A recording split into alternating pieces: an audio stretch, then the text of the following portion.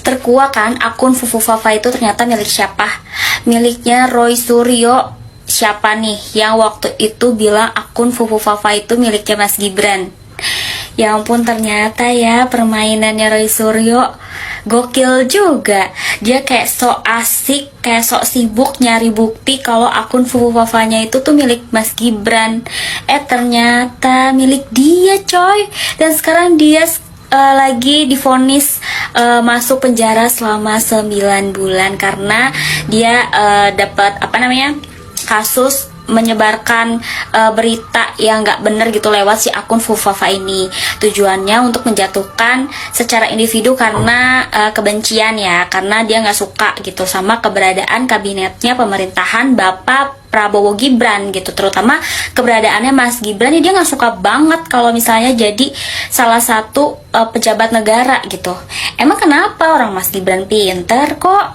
Kalau misalnya iri gitu kan ya pinteran dikit. Ya elah, ternyata selama ini lo ya yang megang akun Fufu Fafa penuh dengan gimmick gitu kan. Marah-marah gak jelas, nyebarin info yang bikin netizen war gitu kan. Sekarang mamam dah tuh di penjara selama 9 bulan. Masih untung 9 bulan, coba 9 tahun. Ya ampun. Pinter sih permainannya di sosmed, tapi kan tetap ya mau di sosmed atau dimanapun itu pasti yang namanya kebohongan atau kejahatan itu pasti terungkap. Kayak sekarang, Roy, kebohongan lu udah terungkap. Sedih banget. Emang ya pemerintahan Prabowo Gibran ini tuh dalam memberantas korupsi, terus memberantas kejahatan-kejahatan cepet banget loh. Hebat loh pemerintahan ini. Salut, seram. Akun Fufu Fafa, saya yakin 99,9% adalah settingan. Lalu siapa yang menyeting? Biasanya settingan itu yang kita kenal di dunia selebriti, untuk menaikkan pamor, mereka membuat suatu berita yang spektakuler dengan tujuan mendapat perhatian khalayak banyak melalui mass media, dan mereka mendapatkan keuntungan tentunya ya. Tapi mengenai Fufu Fafa itu disetting oleh kelompok pembenci Gibran dan keluarga Jokowi. Kita sudah tahulah para pembenci itu sudah sangat terang benderang. Namun siapa yang melakukan kita juga belum tahu. Tujuan mereka adalah untuk merusak nama baik Gibran, merusak nama baik Pak Jokowi dan keluarga. Tetapi tujuan mereka tidak tercapai. Malah akun Fufu Fafa ini yang disetting oleh pembenci ini untuk merusak nama baik keluarga Pak Jokowi justru mendapatkan perhatian yang sangat banyak dari rakyat, yang semakin menegaskan bahwa mereka mencintai Pak Jokowi dan keluarganya, secara khusus Gibran dalam posisi sekarang yang paling seksi sebagai wapres. Luar biasa. Nah, jadi tujuan mereka tercapai secara sebaliknya, bukan untuk keuntungan para pembenci, tapi malah menjadi keuntungan buat Gibran dan keluarganya.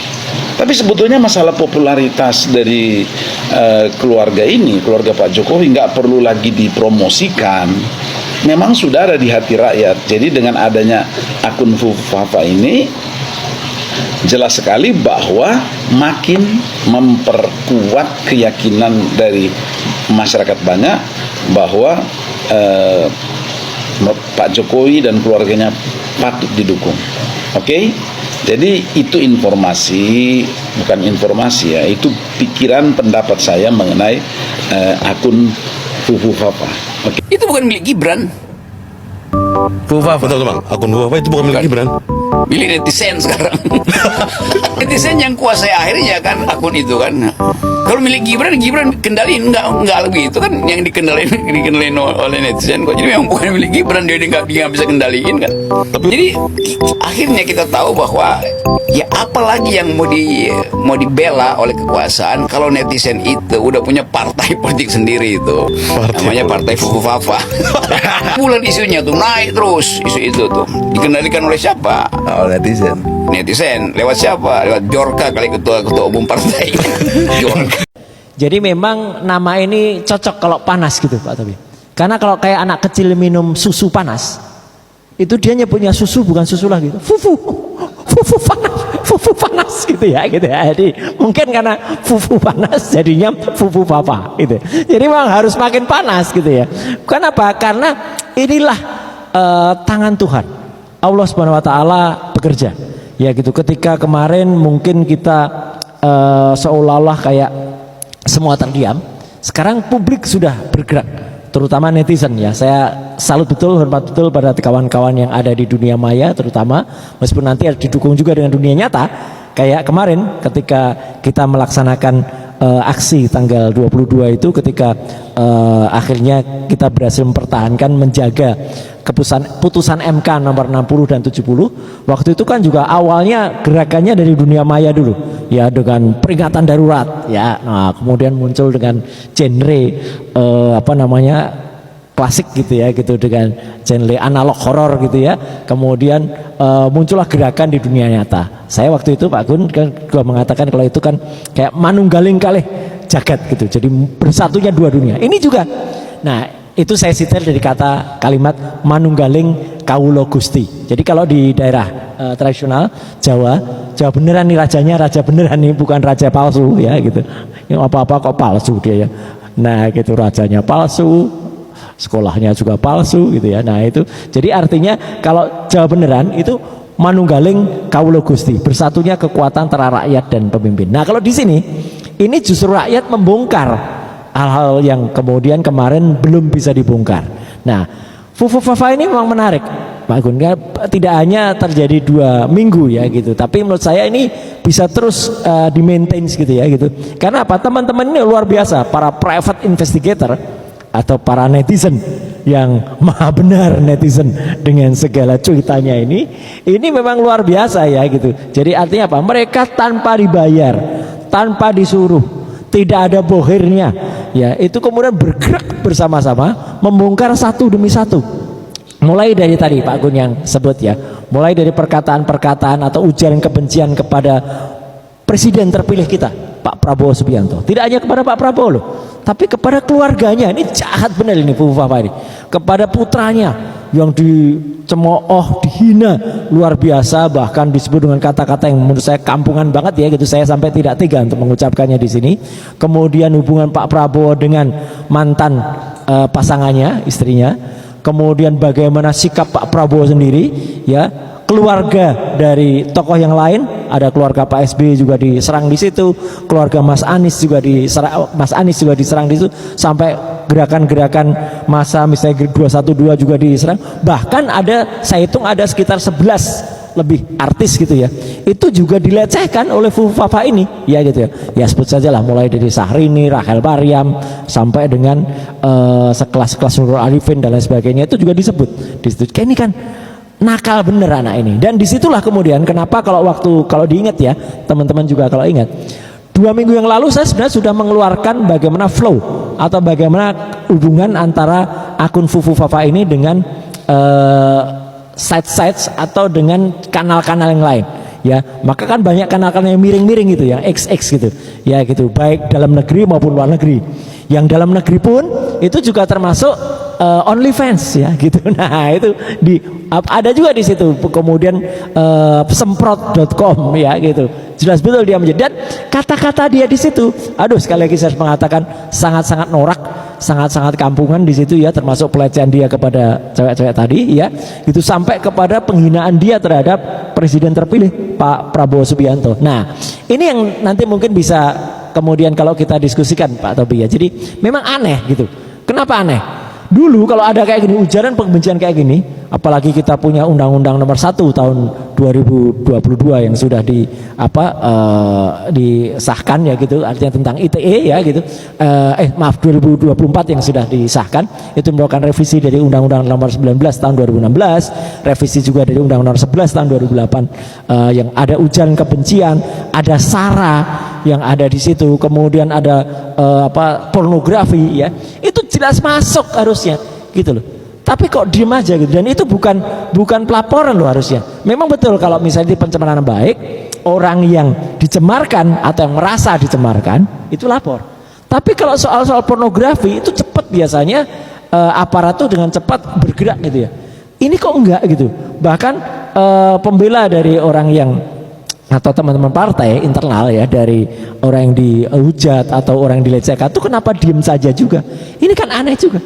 Bahkan sampai seorang Menteri Komunikasi dan Informatika gitu ya, yang saya sebut terakhir sebagai Menteri Komunikasi omong doang gitu, Menkominfo ya gitu, Budi Ari, itu pun malah membela dengan sangat tidak pas gitu ya. Ya pantas kalau kemudian, ini kata netizen loh ya, Menkominfo kita itu dikatakan kayak pelawak dari zaman saya kecil dulu ya, Darto Helm gitu ya, gitu karena malah lucu gitu, membuat kelucuan yang tidak perlu gitu. Berani menjawab itu bukan Gibran ya, tetapi ketika ditanya, lu terus siapa? Nah bingung, nggak ngerti loh. Kalau berani kan harusnya berani, dan dia kan menyampaikannya serang nggak proper gitu. Maksudnya menteri kok cara jawabnya itu sambil lalu gitu, kayak mau dikejar, takut gitu. Tapi kalau ini justru malah Pak Tobi, saya malah menghargai ini doorstop beneran ya, bukan doorstop palsu-palsuan seperti beberapa waktu yang lalu yang seolah-olah ada doorstop tapi itu sebenarnya karyawan istana gitu ya, pakai mikrofon, pakai handphone gitu, nggak ada logo TV-nya atau nggak ada logo medianya. Kalau itu memang terwelu betul itu ya, penipuan itu harusnya ya, itu pantas dihukum sebenarnya karena itu penipuan, menipu masyarakat loh gitu, seolah-olah bikin doorstop tapi nggak. Nah kalau yang ini dia harusnya bikin statement dengan logo di belakangnya Kementerian Informasi dan Komunikasi dan Informatika, kemudian dia statement itu nggak sambil lalu kayak anggap enteng gitu kan. Apa Fufu Fafa ini memang sudah mencederai, dan Fufu Fafa ini menurut saya hal yang sangat memalukan ya, sampai diolok-olok oleh media tetangga kita ya, merupakan hal yang sebenarnya sangat tidak pantas untuk Indonesia. Kita bisa mulai dari situ dulu Pak Gun. Oke. Halo guys, ya jadi saya baru saja melihat di timeline ada cuplikan video yang lewat. Ada seorang perempuan TikToker yang mengatakan bahwasanya akun Fufu Fafa itu bukan milik Gibran, tapi miliknya Roy Suryo. Lah ini gimana ceritanya coba? Dari mana kronologinya? Apa bukti-buktinya? Dan anehnya ya, pernyataan dari seorang perempuan ini di kontennya itu banyak sekali yang percaya. Banyak tuh di kolom komentar yang percaya terkait dengan statementnya. Padahal ya, jelas-jelas bahwasannya kalau kita teliti lebih dalam bagaimana kronologi atau sejarah detailnya terkait dengan akun Fufu Fafa itu, jelas sekali.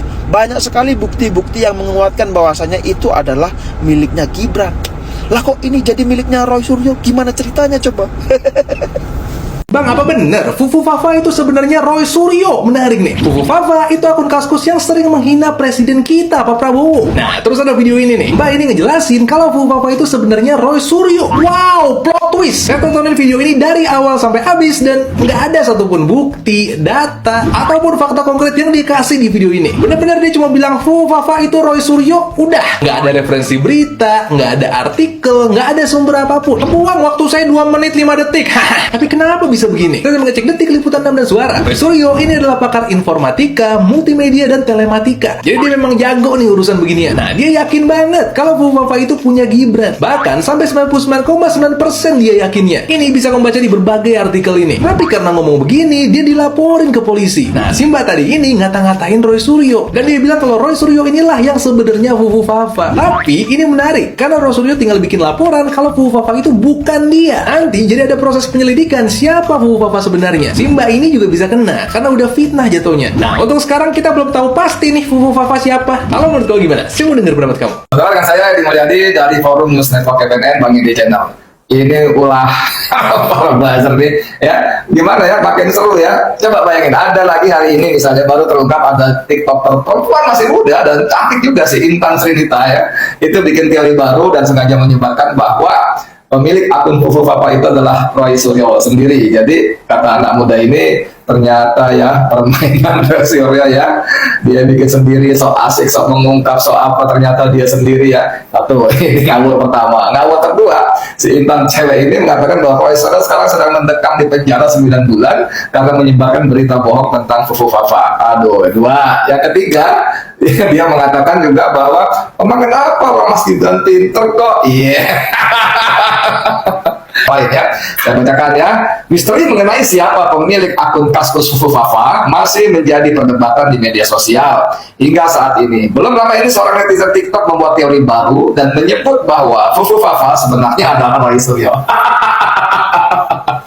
Sorry ya, saya ketawa karena lucunya gak ketemu. Maksud saya, aduh menjilat oke lah gitu ya, cari uang oke lah, tapi ya ngono deh, ojo ngono ya. Kalau kita perhatikan nanti, tadi saya dapat kiriman dari Roy Suryo yang memang barusan saya coba kontak dia, Roy Suryo, tapi sepertinya entah kenapa tapi nomor handphonenya hanya memanggil. Padahal dari jejak dia mengirim bahan ke saya itu ya nggak sampai 1 jam, mungkin ada kesibukan lainnya. Teori mengenai Fufu Fafa dalam Roy Suryo ini diungkap oleh akun TikTok Intan Srinita 16. Video pemilik akun tersebut kemudian diunggah ke akun X ya oleh Maudi Asmara 1701 dan viral dalam waktu singkat. Ya iyalah, tapi jadi ngasih panggung buat anak bocil ini ya, kasihan juga ya, bukan senang juga dia ya jadi terkenal. Tapi kita lihat bagaimana sebetulnya akun dia ini adalah akun yang sepi ya, ngakunya konten kreator apalagi itu ya, tiktoker terus apalagi itu, tapi pengikutnya jadi dengan peristiwa ini anak jadi banyak juga pengikutnya, paling tambah terkenal ya. Dalam video pemilik akun tersebut menyebut bahwa pemilik akun Fufu Fafa bukanlah Gibran Rakabuming melainkan Roy Suryo. Menurut netizen tersebut, aksi Roy Suryo yang mencari bukti Fufu Fafa pemilik akun adalah upaya untuk menutupi fakta sebenarnya.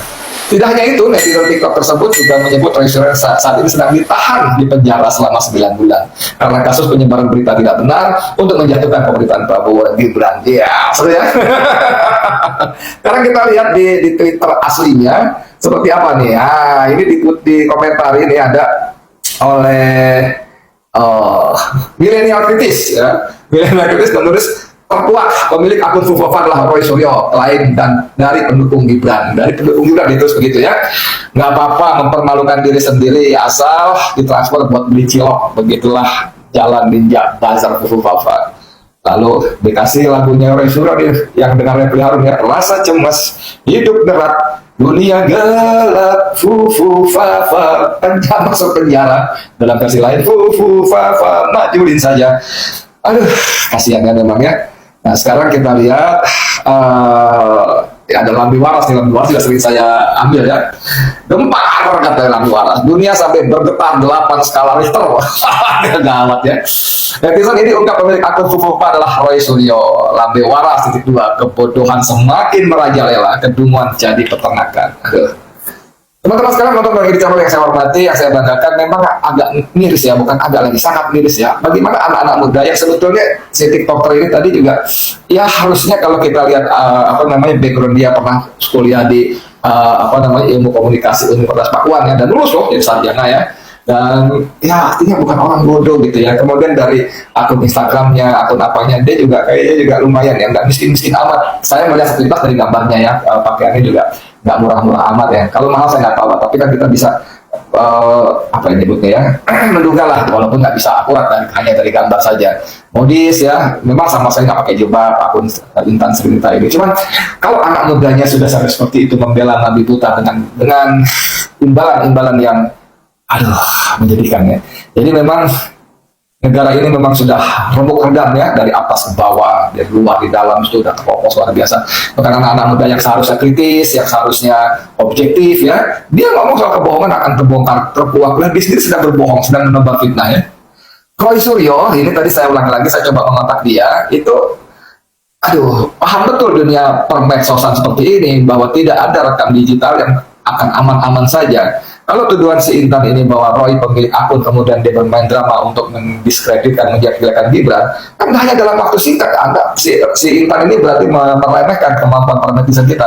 Itu dalam waktu singkat akan terbongkar bahwa Roy sedang bermain drama. Ya, gila, netizen kita tuh canggih-canggih, jangan underestimate loh, mereka dahsyat-dahsyat gitu loh. Aduh, jadi kalau anak-anak muda yang seharusnya kritis berpendidikan saja sudah terbeli semacam itu, maka memang berat sekali. Kadang-kadang saya berpikir bagaimana kita memperbaiki Indonesia itu luar biasa. Oke teman-teman, anggap aja itu hiburan. Kita anggap hiburan bahwa di tengah situasi politik yang semakin tidak menentu, di tengah harapan-harapan pada Prabowo Subianto yang semakin seperti terkubur ya, karena kalau dia menulis Indonesia paradoks, Prabowo Subianto sendiri ternyata paradoks antara ucapannya dengan perbuatannya. Ya, bagaimana selama baru menjabat sudah 2 kali soal kepada mantan Presiden Joko Widodo dan lain dan terusnya lah, ya, mengangkat para menteri yang bermasalah dan sebagainya. Nggak ada yang bisa kita lakukan selain terus berjuang untuk Indonesia kita cintai ini ya, agar lebih baik. Dan tentu saja sebagai seorang agama kita tetap mohon pertolongan Allah agar Allah membantu kita menyelamatkan Indonesia.